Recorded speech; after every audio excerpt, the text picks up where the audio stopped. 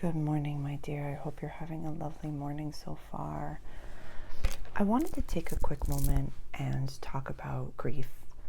There's a lot that's been coming up for many people in this community.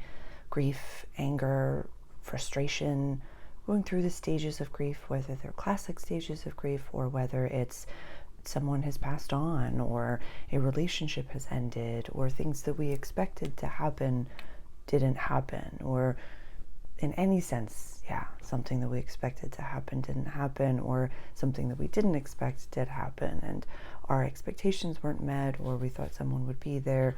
However this is showing up for you, I just wanted to take a moment and to be here with you and to let you know that you're not alone in that. And we speak from my statements if this is your first time at the Multidimensional Caffè, and grief took a lot longer with me than I expected it to. Whether it was I was processing things that happened in my childhood.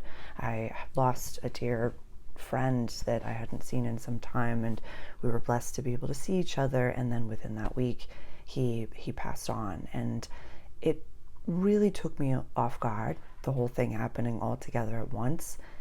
And it was like wave of grief and then wave of grief, and then this thing happened and this thing happened. And I know that a lot of people, we share the language of, religion, spirituality around here. So I'll speak kind of in a broader sense, but there was this anger that came up, whether it be at the God of your understanding or of the universe, to say, and this could also be collective anger for the state of how you perceive things to be in this world right now, that says, why are things this way? God, why would you let that happen? Why would this be what you did? And how could you let people suffer? How could you let this person suffer?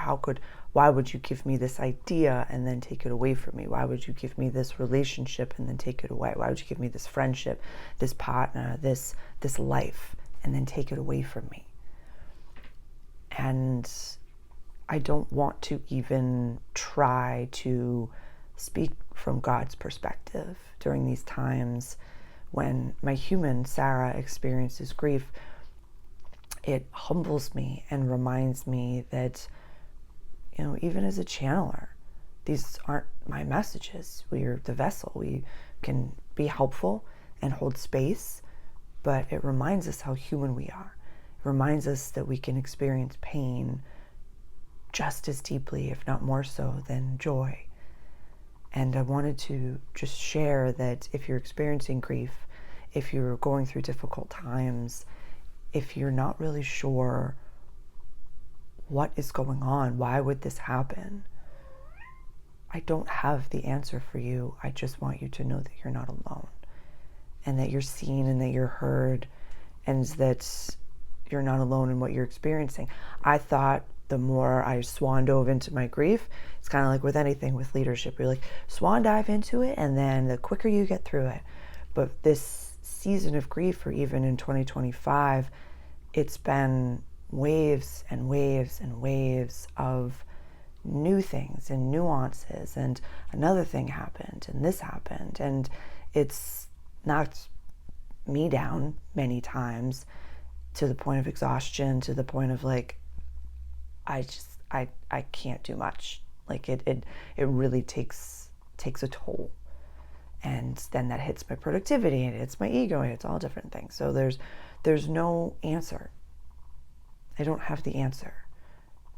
But I want you to know that you're not alone, and that you're seen in what you're in, and the courage and the bravery to even feel it and experience it takes an incredible amount of inner work and courage. It really does. It takes a strong soul to feel what's coming up right now, individually and for the collective. So I love you, I see you, and I honor you. And I just, I didn't expect when I pressed it to record that this was what was going to come out, but I wanted to really just share from my heart to yours that you're deeply loved.